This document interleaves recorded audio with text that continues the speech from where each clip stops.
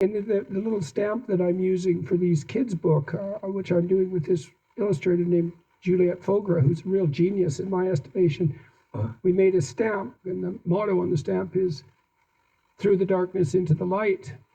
And, Wow. And there's this old idea that if you look into the darkness enough, you'll find something that compensates for it, right? And that emerges out of the darkness that's greater and more powerful than the darkness. And that part of it, looking into the dark side of yourself, is you find the power that enables you to deal with mortality. And there is something sublime about that. It's so cool that, all your work investigating and trying to integrate the shadow has led you to this what that your intuition has been gripped by the idea of the sublime. It isn't necessarily where you'd think you'd end up. Well, yeah, a lot of the impetus for the book is another little bit of anger as well, because I always have to have some anger in order to feel the impulse to write and just discipline myself. And my anger now is about how people's worlds have become so tight and so banal and so limited, where they're just kind of disappearing into their phones, and their world is just sort of programmed for them by Facebook or social media, and they're sort of told what they're supposed to think, and they're kind of programmed. And at the same time, what science is discovering about the universe and about where we live and about who we are is just so insanely mind-blowing. It's just absolutely it's sublime, in my opinion. And yet so many people are just living like as if they're sleepwalking, as if that, I talk in one chapter about the unlikeliness of any of us being alive, any of us actually being here right now on Earth, and how just to be who we are, the odds against it are like 8 trillion to 1. I mean, even more than that. But people aren't thinking about this. They're not aware of the awesomeness of just the fact of being alive, of the cosmos as it evolved, as things on Earth evolve the way they are.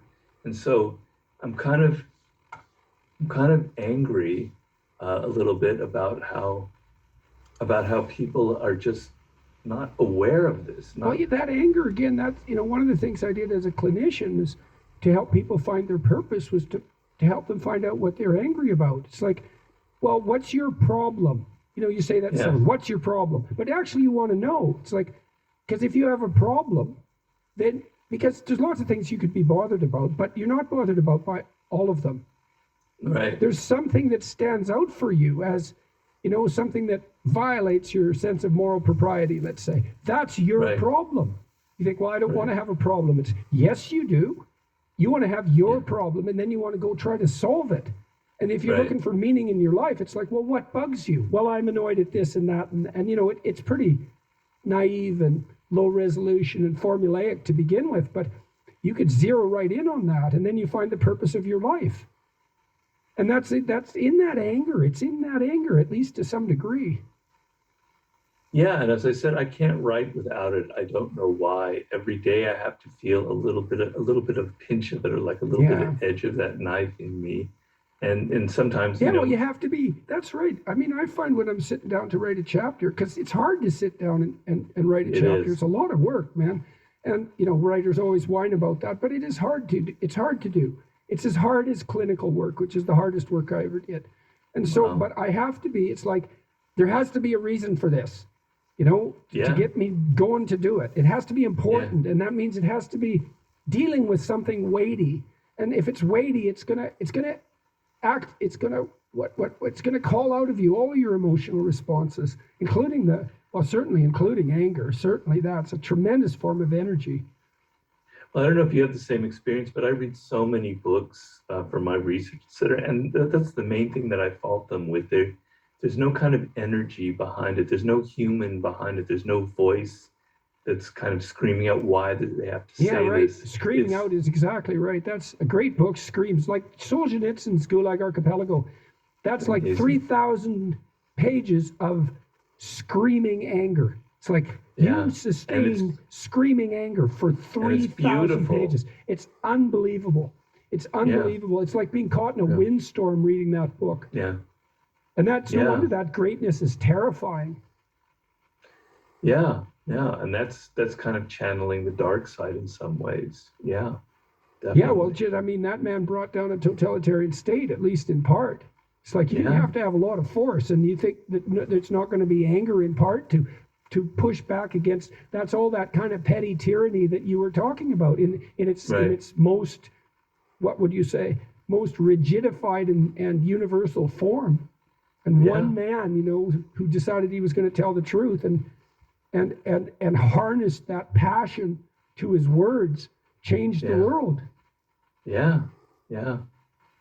So I don't know if I'll have that kind of effect. I'm sure I won't, but that's sort of, I want people to, I kind of want to spark a sense of almost the religious awe without an organized religion behind it, because I think we have changed a lot in thousands of years, but there's something in our nature that kind of craves those kinds of experiences, and nothing in our culture is It's like providing it. it's the definition of crave. I don't think nothing. Music does. Yeah, Music yeah, does, man. Music does. And music was such a mystery for me when I was a young psychologist. Like, yeah, music is meaningful, and you can't argue the meaning away. Like, yeah, it's invulnerable to criticism. Isn't that so cool that there's a source of yeah, meaning that's invulnerable to criticism? And then it's this yeah. harmonious interplay of beautiful patterns, predictability and unpredictability, I and the completely agree. integration of passion and movement, right? Because it compels movement. You see, think of people dancing to a Strauss waltz, right? They're harmonizing themselves with the sublime patterns of the world. That's music. Right, It's right. something, man. And it's no wonder Yeah. young people are so desperate for music because Well, that's where that's we have the sublime in our culture. well, that's why they go to things like raves or astral worlds and concerts like that. They want that kind of collective experience, that you used to get from like initiation rituals or kind of things in pagan times. I remember once I was in Nicaragua. I was a journalist. I was covering the revolution, the civil war going on, and the Pope was visiting Nicaragua at the time. It's 1984, I believe, and there was like 100,000 people crammed in this one square. And I'm not by any means a Sandinista. I have no sympathy for it, particularly as it is now.